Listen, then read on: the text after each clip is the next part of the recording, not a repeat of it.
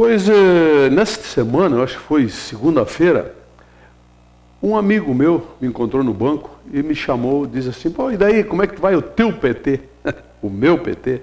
Eu quero que o PT, o PSDB, o PDP, BPP, o PQP, todos eles se explodam com todos os corruptos que estão dentro deles. O que eu não sou é burro. Burro a ponto de não perceber determinadas coisas que a nossa imprensa suja, imunda, rasteira está fazendo no Brasil. Vocês querem ver? Eu vou falar com documentos, com provas. Quem não conhece Marcos Valério no Brasil hoje? Quem? Desde 2005 que esse sujeito está sendo investigado, etc e tal, foi para julgamento e tomou 40 anos de prisão. E isso que não foi julgado, o início do mensalão, que foi lá no PSDB de Minas Gerais, lá em 97. Está parado lá no Supremo, esperando que o senhor, o paladino da justiça, o senhor Joaquim Barbosa, coloque na pauta, faça a relatoria, ou designe um relator para que seja julgado. Pois o Marcos Valério, de 40 anos de prisão, falou na Polícia Federal, foi lá e disse, em troca de delação premiada. Ele foi lá para ver se a pena dele seria reduzida se ele falasse algumas coisas. Bom, a imprensa mancheteou a torto e direito em todo o país. Valério, pô, Lula envolvido, Lula ameaçado. Espera aí um pouquinho. Quem é o Marcos Valério? Um delinquente, um marginal, um corrupto, corruptor, etc., condenado. Agora vamos ao outro lado do negócio. A privataria tucana. O autor desse livro, Amaury Ribeiro Júnior, ganhou 3 prêmios ESSO de jornalismo, 4 prêmios de imprensa Vladimir Herzog. Ele é membro da Comissão Internacional de Jornalismo Investigativo. Foi jornalista da revista Isto É, do Globo, do Estado de Minas, etc. Um jornalista, hoje ele faz parte da equipe de jornalismo da Rede Record.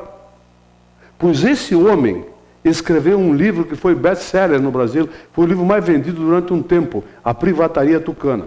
Ele não disse, ele escreveu e botou documentos, está documentado. Pegue esse livro, meu amigo, leia, você vai ver o que fez o governo Fernando Henrique com a privataria, aquela entrega vergonhosa das estatais, aqueles telefonemas entre ministros, o que fez Serra e a família dele em São Paulo, está aqui documentado. Por que está documentado? Porque o Amaury Júnior, ele foi processado por ter feito denúncias contra o governo do Estado de São Paulo. E por ter sido denunciado por um órgão público, por um homem público, etc., ele teve direito à exceção da verdade. Uma figura jurídica que lhe dá direito a, mesmo que esteja em segredo de justiça, alguma coisa, ele possa desentanhar dos autos dos processos os documentos. E foi o que ele fez. E publicou aqui. O que é que isso mereceu da imprensa? Documentado, denúncias de roubos, de escândalo. Só o caso Marca, Fonte Sindando Catiola, 1,5 bilhão, dá 10 mensalões. O que aconteceu com isso? A imprensazinha, a imprensa imunda, suja que nós temos, e eu sou PT, viu? Suja, imunda que nós temos, não deu nada. Está parado, a justiça está fazendo o quê? Entre lá no site do 4º Tribunal Federal Criminal de São Paulo, você vai ver que está parado o processo lá. O Chico Lopes foi condenado, recorreu. Chico Lopes era o presidente do Banco Central quando foi dado 1,5 bilhão para o Catiola. Ele tinha poderes para dar 1,5 bilhão para um banqueiro? Pedro Malan era ministro da Economia. Fernando Henrique era o presidente. Será que eles não sabiam? O não saber já está fazendo parte do folclore. Quer dizer, por que só o PT? Eu quero que o PT se exploda com todos os seus corruptos. Mas espera aí, tem outros que estão roubando umas milhões de vezes a mais e não está acontecendo nada. O que é isso? Existe ser meio honesto? Eu não sou meio honesto só. Eu quero que todos sejam punidos. O Lula, seja quem for, não me interessa. Eu quero que sejam punidos todos os que roubaram nesse país. Mas espera aí. Isto aqui não pode ficar simplesmente num livro. O que é que faz o senhor Gurgel, o Procurador-Geral da República, que não vai atrás disso aqui? O que é isso, gente? Está parado o processo em Minas, processo em São Paulo, lá no Supremo Tribunal Federal, está tudo parado lá esperando o quê? Esperando o quê? Na verdade, a GENI é o PT. O PT virou a GENI do Brasil, todo mundo quer, até o Cachoeira.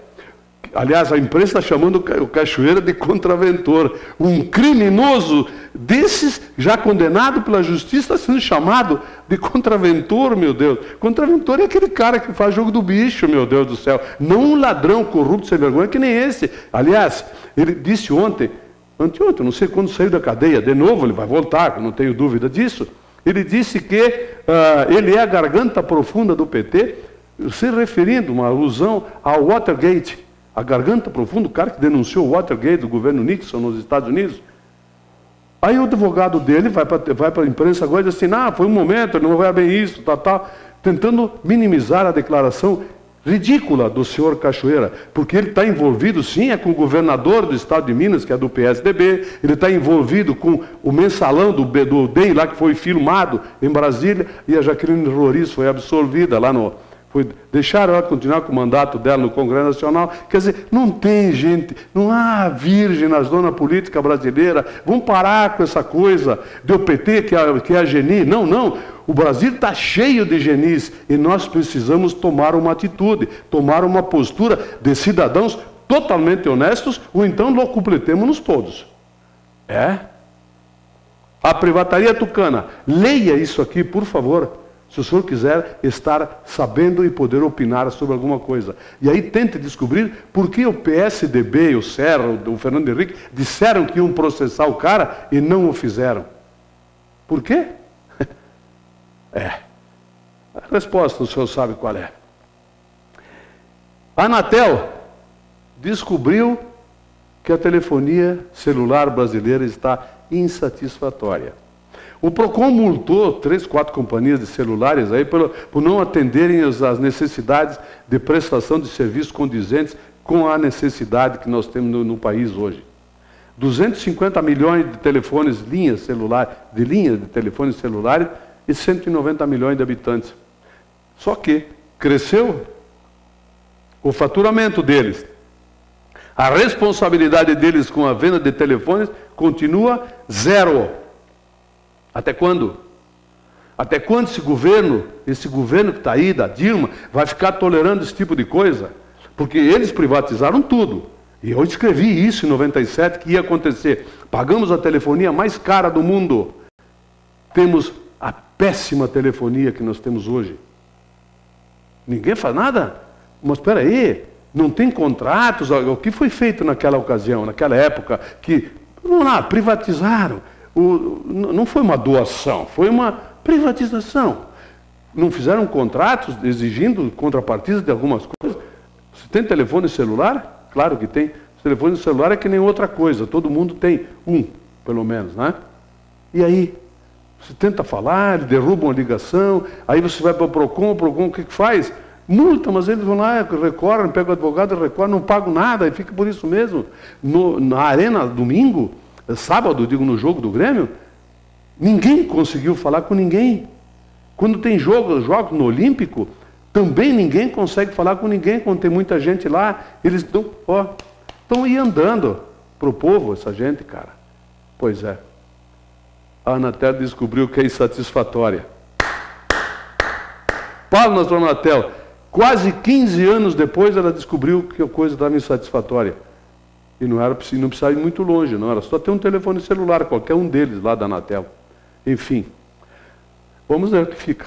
Pois a Dilma sancionou uma lei que foi aprovada pelo Congresso Nacional, que obriga a colocar-se nas notas fiscais que são emitidas, quanto daquele valor que se está pagando representa em impostos. Oh, que maravilha! Peraí, não é bem assim, vamos ver. Nos Estados Unidos, tem um imposto único lá. Você vai comprar, você vê o preço das mercadorias, nas prateleiras, nas vitrines, está lá, $10. Mas todos os norte-americanos sabem que é 10 dólares mais o imposto que vem depois, aí tu tem... Quer dizer, cada compra, cada coisa que você vai fazer lá, restaurante, boteco, seja o que for, tem o valor da mercadoria, o valor do imposto e o total que você tem que pagar. Um imposto. Aqui nós temos PIS, COFINS, PASEP, IPI, ICM, CID, 69 impostos. Ah, mas aí a lei diz que só os que incidem diretamente sobre o custo da mercadoria é que devem ser computados. Aí vem a Previdência Social. O que não compõe o custo de uma empresa dos impostos? Todos eles compõem o custo. Eu estou pagando para ver como eles vão inventar de resolver esse problema. O que é que eles vão fazer para fazer com que nós tenhamos condições de fazer isto? O comércio e a indústria, a prestação de serviços, como vai discriminar o imposto nas notas? Eu vou morrer de rir. Aposto com quem quiser, não vai dar certo, a menos que criem um imposto único. Ah, mas aí os governadores que estão faturando os tubos com o imposto sobre energia elétrica, comunicações, combustíveis, que antes só pagavam, no tempo dos governos militares, só pagavam imposto único sobre minerais, combustíveis, lubrificantes, só tinha um imposto. Agora tem o ICMS, o PIS, blá, blá, blá, blá. Os estados estão arrecadando os tubos, cara, em cima desse tipo de bens, combustíveis, energia elétrica e comunicações. Quero ver como é que eles vão fazer isso. Eu estou pagando para ver. Dizem que entra em vigor em junho essa lei. Esquece, meu amigo, não vai entrar em vigor nunca, a menos que um mágico consiga fazer um programa de computador que consiga fazer com que os micros, pequenos e médios empresários consigam chegar lá, ter estrutura para poder fazer uma nota fiscal discriminada desse jeito. Balela. 1,850 bilhão é o IPVA previsto para ser arrecadado este ano pelo governo do Estado. Vamos lá. O Imposto de Propriedade de Veículos Automotores, o IPVA, vai render aos cofres do governo do Estado 1,850 bilhão. Dá para acreditar um troço desse? E nós tendo estradas desse nível, desse naipe que nós temos aí? Não é? É inacreditável. Meu Deus do céu, 1,850 bilhão. E nós não temos o quê? Quanto pode custar aqui? 200 milhões? Vamos dar um chute exagerando. Isso aí é um cagalhonésimo desse valor todo. Bento deve arrecadar 200 milhões de impostos aqui para duplicar uma rodovia que está matando direto, que é a 470, para deixar em condições a 446, 446, ou a 431, ou a 453, que vai para Farroupilha. Quem sabe, para deixar em condições a 122, entre Nova Milano até São Vendelino, que estrategicamente o governo Brito deixou fora do pedagiamento aí de Farroupilha, Caxias. Pois é, com todo esse dinheiro que nós temos de arrecadação, o que é investido em estrada? Bom, nem o pedágio que tem lá em Portão, Rincão Cascalho, é usado para resolver os problemas da RS 122 de São Vendelino até Portão. Então, nós realmente temos que nos benzer, dar um abraço para cada companheiro do lado e dizer: nós somos os culpados por isso. Nós permitimos que essa gente faça essas coisas aí. CPI das finanças. Nós convidamos o relator da CPI, o vereador Marcos Barbosa, para vir aqui na TV Cidade falar sobre a CPI das finanças. Provavelmente essa semana nós vamos já ter o Marcos Barbosa aqui para conversar com ele, amanhã ou sexta-feira, quem sabe. Pelo menos convidado ele foi. Acho que vai estar aqui sim, para que nós possamos ouvir o relator sobre tudo o que aconteceu na CPI das finanças. Para concluir, vamos falar sobre futebol. Hoje de manhã o Corinthians jogou contra o Al-Ahly, não sei o que, lá do Egito. Ganhou de 1-0, assim meio, né? Sofreu para ganhar.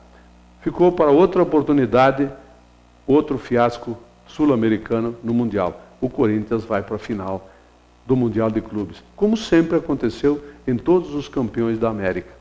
O Corinthians não fez fiasco hoje, venceu o jogo. Vamos torcer para que ele vença o título mundial domingo pela manhã, 8h30. Vai ser o horário do jogo, né? Provavelmente contra o Chelsea, se ele passar pelo adversário dele. E teremos um novo campeão mundial e tomara que seja brasileiro. Um abraço. Eu volto amanhã.